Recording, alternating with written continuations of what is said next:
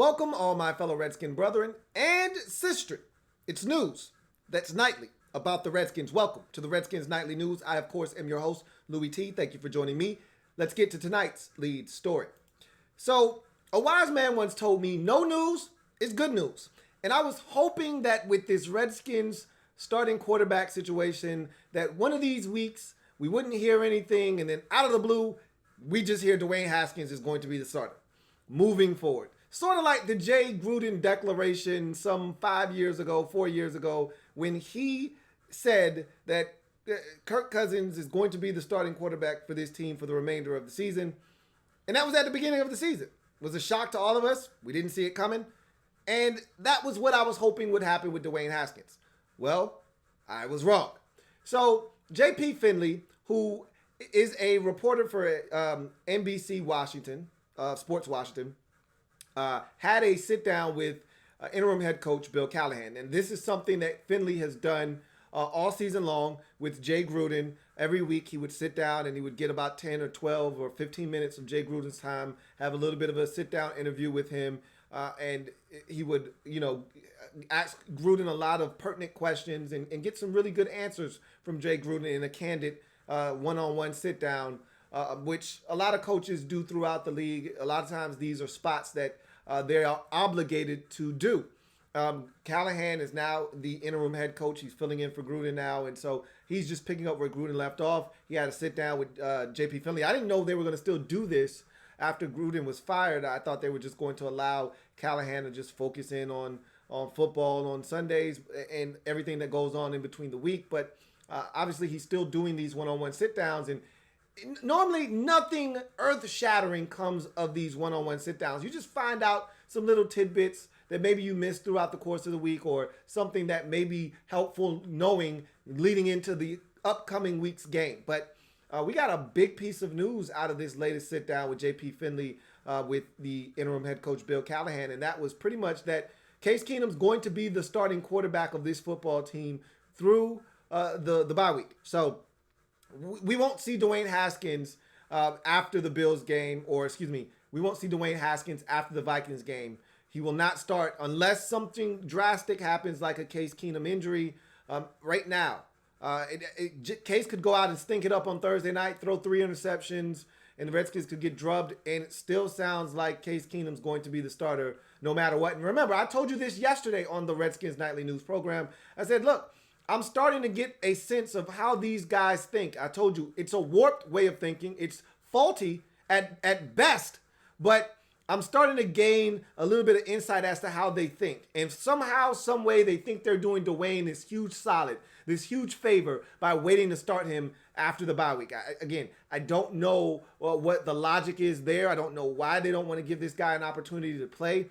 I don't want to hear about he's not ready. I don't want to hear about the offensive line. I don't want to hear about anything, because it's not going to get any better. The offensive line is what it is. And the offensive line isn't terrible. It's not great. It's not terrible, okay? It's the same 5 guys that started week 1. So I don't want to hear about the offensive line. I don't want to hear about anything other than this guy getting out there and getting an opportunity, okay? I don't want to hear about he's not ready. Are you kidding me?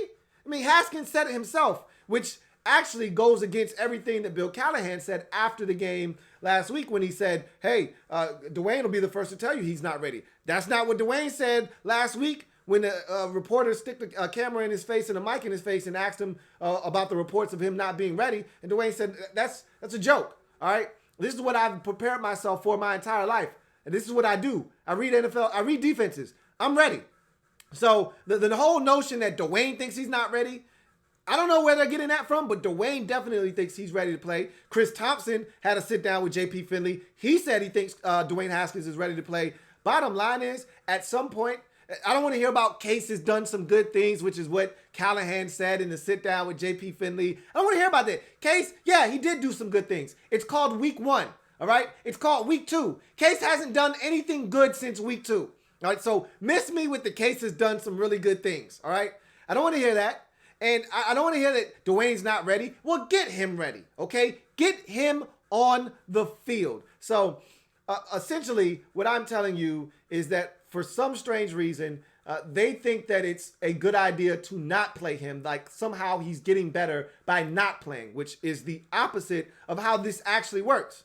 But again, none of this should surprise you out at Redskins Park because they seem to do the thing that isn't the right thing. So the wording went something like this. J.P. Finley asked about the potential situation of Dwayne getting a start after the Vikings game. There's 10 days between the Vikings game and the game in Week 9 versus the Buffalo Bills. And I kept saying that would be an ideal time for Haskins to get a start. And a lot of other people have been echoing that as well. Like, that's the target date, And for me, the other reason why I feel like that would be the best time to start him is because that would give you half of the season. You'd cut the season in half, and Haskins would get 8 starts. That was the number that I had in my head before the season started. I really wanted him. I thought he should have been starting in Miami. So I really thought he should have been starting probably more along the lines of Week 5 versus the Patriots. That's the first time when I was like, okay, we're dead. After the Bears game, all right, we got to do, in even the Giants game, I wanted to see him in that game, but I didn't want to see him in that game because the season wasn't absolutely dead on arrival. You beat the Giants, and somehow you could have found a way, and you beat the Dolphins, and then all of a sudden that game against San Francisco could have been a chance to get to 3-4 in the season. You never know, but that's nor here nor there. Once we lost to the Giants, and you knew you weren't going to beat the Patriots, I said put him out there against New England, but again, the Dolphins game was when he probably should have taken his first starting snap for this team, and we shouldn't have looked back. All right, new coach, new philosophy. You want to hand it off a ton? Good. Dwayne can do that. So I felt like the Miami game would have been a perfect opportunity to get him out there and let's see what you got. But for some strange reason, they felt like he wasn't ready. They keep trying to brainwash everyone into thinking he's not ready. And again, as a coaching staff, it's your job to get him ready. All right. He needs to do his part to prepare and do the things necessary to make you feel confident that he can go out and execute the game plan. But at the end of the day, it's your job to make sure you get him up to speed, to get on the field and be prepared enough to carry out a game plan that seems to be pretty damn simple at this point when Case Keenum's throwing 12 damn passes a game, all right, for 77 yards. All right, if that's going to be the game plan, the week prior against the really porous Miami Dolphins defense, Case threw it 25 times. All right, barely sniffed 150 yards in that game. So if you're telling me that the game plan is so complex that Dwayne can't turn around and hand it off 25 times a game and only throw it 20 to 25 times, then something's wrong with you as a coaching staff that you can't get him prepared to come out and throw the football 15 to 25 times a game and hand it off the other 25 times. So I don't want to hear about he's not ready.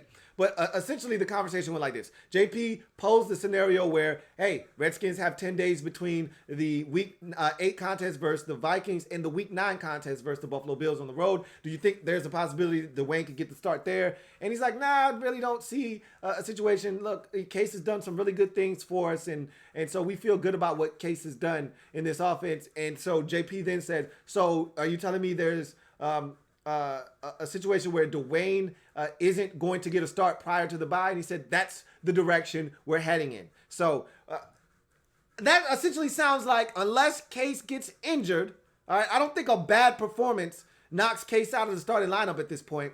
Unless Case gets injured, we're not going to see Dwayne Haskins until the earliest date at Week 11 versus the Jets at FedEx Field. So coming off the bye week, I'm not happy about that. You already know when I wanted him to take the start. But I told you I started to wrap my brain around the whole notion and idea that he wasn't going to get a chance to start until after the bye week. For some reason, I started to hear what they were saying out at Redskins Park. I started putting dots together, and I started putting 2 and 2 together. And I said, this sounds like they're them trying to get to the bye week when they know the season is totally over, which it is, and it's been over. But in their mind, they want it to be no doubt left.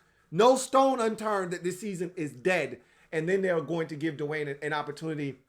As I mentioned, I wanted him to get at least 8 starts this year.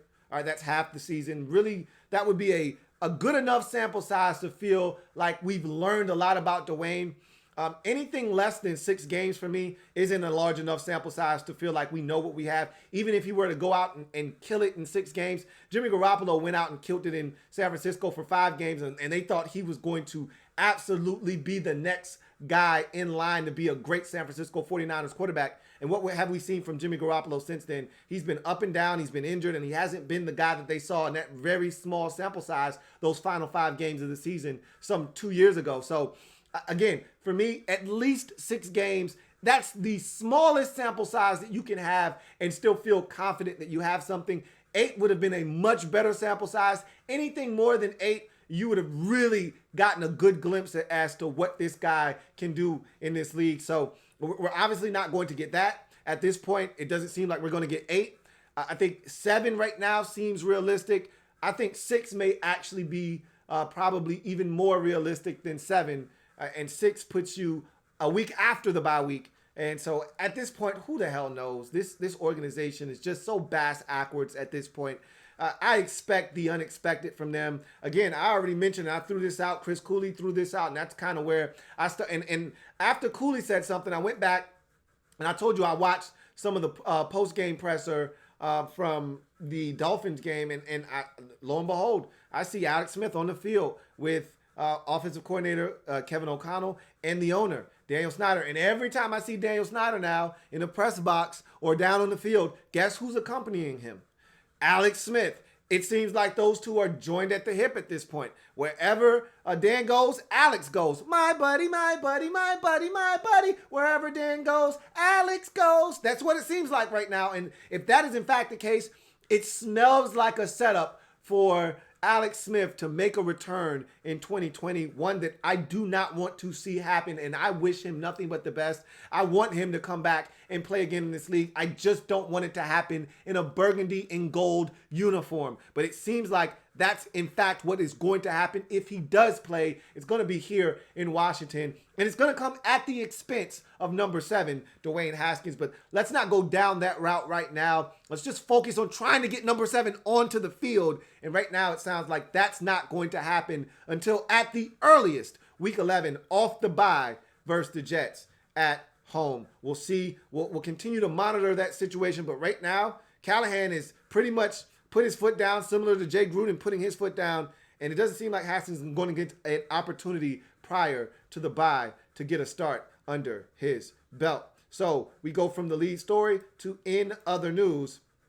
And really, we got some running back news. We're going to start first with the Redskins' 4th round pick in the 2019 NFL draft, running back Bryce Love. This was a pick we were all excited about, and one that we felt like was a draft and stash type of pick where he was going to be a guy that could help us in the future. I wasn't looking forward to seeing him on the field in 2019. Didn't think he would really be able to help us in any way, shape, or form. Remember, this is a guy that tore his ACL in December, one of the final games of the college football regular season for the Stanford Cardinals.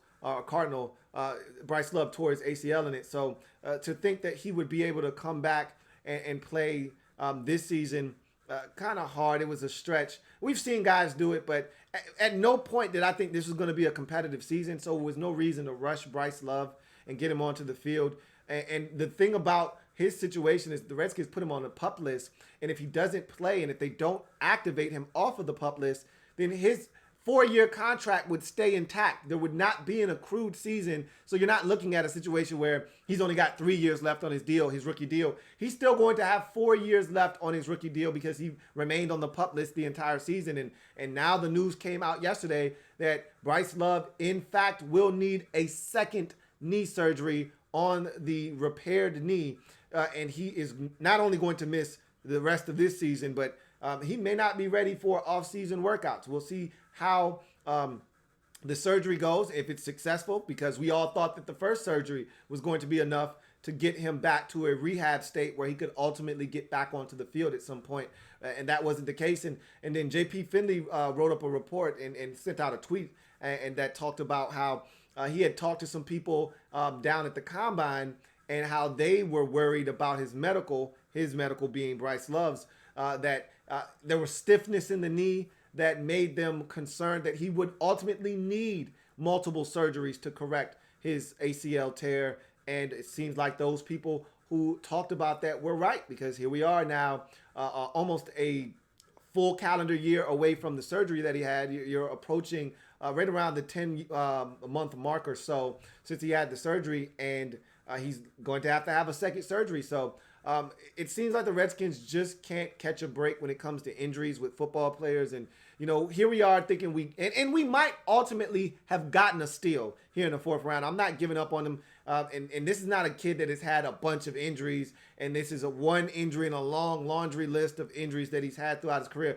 Now, Darius Geis was a guy that had a ton of injuries coming into the NFL, and so you're starting to worry about, is he just injury prone? That's not the case with Bryce Love, but again, you don't want guys having multiple surgeries. We saw the same thing happen to Colt McCoy. We saw the same thing happen to D'Angelo Hall at the end of his career, multiple surgeries for the same injury. And generally, the more surgeries you have, the less likely it is you're going to come back and be the player that you once were. We've seen instances where guys have had not one, not two, but 3 ACL surgeries in the case of a Thomas Davis, and he's come back stronger, better than ever, and has had a long, illustrious career to this point and hasn't had another setback since. So you're hoping that Love can come back from this injury and be the Bryce Love that we saw not last year, but the year prior when he was a Heisman Trophy candidate. And probably, and I said this when we drafted him, he should have come out after the 2017 season. He should not have gone back for the 2018 season, but he did. And it cost him dearly, not only draft positioning, because he was going to be a first round pick had he come out in 2017, but it also cost him an injury that cost him some money. So this is a situation where we're just hoping that this guy gets back to full strength and can help us down the line. Again, I wasn't counting on his production nor his presence on the field in 2019. So the fact that he's not going to perform for us this year, not a big deal. But the fact that he is having to have another surgery is a bit alarming, and you're hoping that he can get back to full strength, because that is a guy that we're looking to be a part of the future for this football team. We were so ecstatic about the pick. Why? Because we feel like he's a guy that can help us moving forward and can be a game changer and a difference maker on an offense that doesn't seem to have enough game changers and speed guys that can hit the home run at a blink of an eye. And Bryce Love has proven to be that guy in his time at Stanford. So we're hoping to get that guy back sooner rather than later. In other running back news for the Redskins, we talked about Adrian Peterson injuring himself in the Week 7 loss to the San Francisco 49ers on the actual play where he fumbled, a costly fumble late in the late stages of the third quarter in a 3-0 ball game when the Redskins were already in field goal range and looking to potentially score a touchdown. He fumbled the football, and I think a large part of the reason why he fumbled is because his ankle got rolled up on, and he saw he was slow to get up on that play. He limped off the field. He did finish the game, but he's a guy that is very tough. We know this to be a fact. He's a competitor, and I know this is killing him, because the one game on this calendar, the one game that he wanted to play probably more than any other game, is the one that's coming up in week number 8 versus his ex-mates in Minnesota. And yes, he's been back to Minnesota before, as I mentioned, but that was not in a lead back role. That was not him being the main rock toter. That was in a backup capacity where he barely saw the field as a New Orleans Saint. And so he was probably looking really forward to going back to Minnesota and having a chance to stick it to them and rush for over 100 yards and really make an impact in a game that could impact the Vikings season long term. He looks like a guy that shouldn't be able to do that, but I won't count Adrian Peterson out. He spoke to the media today. He has a sprained ankle. It's, I believe, a grade 1, and he claims he's going to play in this game, and he says he's good and ready to go. I think that's just his pride telling him that he's going to be able to go in this game. I'm not going to doubt him, because I know of the competitor that he is, but on such a short turnaround, on a sprained ankle for a guy that runs as tough as Adrian Peterson does, I think it's going to be pretty hard for him to be as effective as he wants to be. We'll see what happens, but not a lot of time for him to nurse that injury and get up to speed where he needs to be to really impact the game. I would not be shocked if he wants to go, but is held out of this football game or it does go initially but can't finish the game. We'll see what happens. But Adrian Peterson vows to play in this football game, and he seems like he has really wired his brain to be able to go out and perform. And we'll see what happens.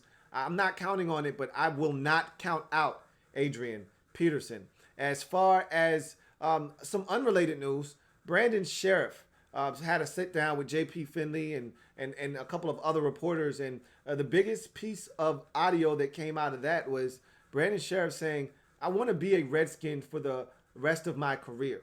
Now, the reason that is pertinent is because we don't hear a lot of guys saying that. Like, I mean, you hear guys say things like that when they're going into a contract season and an off season where they're looking to get a deal, and they talk about wanting to remain with the club that drafted them. There's always a little bit of extra feelings involved and emotions involved when the team that drafted you has a chance to lock you up long term. And Scherff sounds sincere, and he's a guy of few words. You don't hear Brandon Scherff talk very often. So the fact that he's saying he wants to stay in Washington for the remainder of his career is music to our ears. We want him here.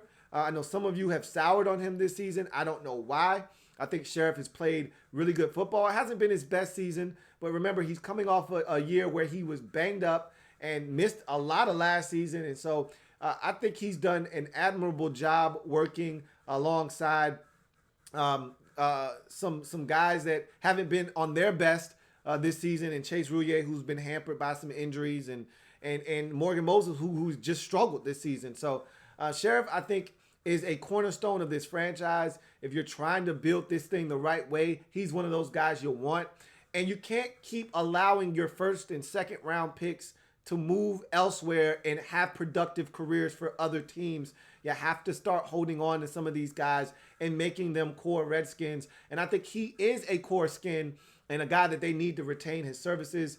And so the fact that he wants to be here at a time when the culture is damn good and your best player doesn't want to be here and wants to be traded, it's refreshing to have a guy want to be here in Scherff. Now they need to do their part and figure out the numbers that will allow him to stay here. He said, look, I'm not really looking to discuss my contract during the season, but in the offseason, I'm looking to try to figure out a way to stay here and be a Redskin for life. That's what we want.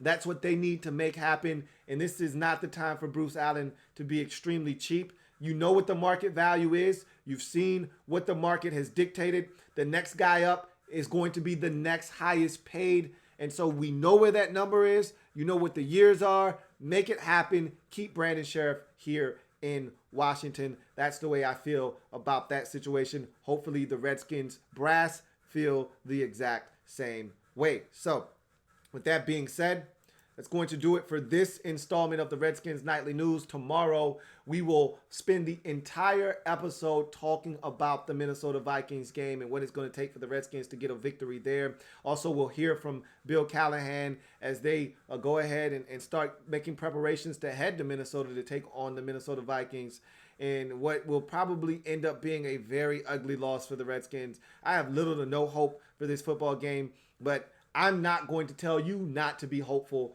But we know how these primetime games go for the Redskins. They never end well for the burgundy and gold. And at this point, I'm just sick and tired of being embarrassed on national television and having everyone point and laugh at us. And I think we're going to see another opportunity for that to happen on Thursday night. And then to make matters worse, add a little bit of syrup on top with the cherry. I think you're going to see Kirk Cousins absolutely explode against what is a very, very suspect Redskins defense. He's been red hot of late, taking advantage of some really suspect defenses. You can add the Redskins to the list of suspect defenses that he's faced of late, and I think he's going to continue his hot streak, and that's going to be the topic of domination of the topic that dominates the national media is Kirk Cousins going up against his ex-team and him dominating us en route to a blowout victory. And so brace yourselves for that. But we'll have all day tomorrow to talk about what we think is going to take place in week number 8 versus the Minnesota Vikings on Thursday Night Football. I'm your man, Louie T. Thank you for joining me. Remember, we're Skins fans. Why? Because we've got skin in the game and we're Skins fans for life. And remember, I'm your man Louie T, signing off. Like this video, subscribe to the Louie T Network if you haven't already done so. This has been the Redskins Nightly News. I will see you guys tomorrow. Have a good one.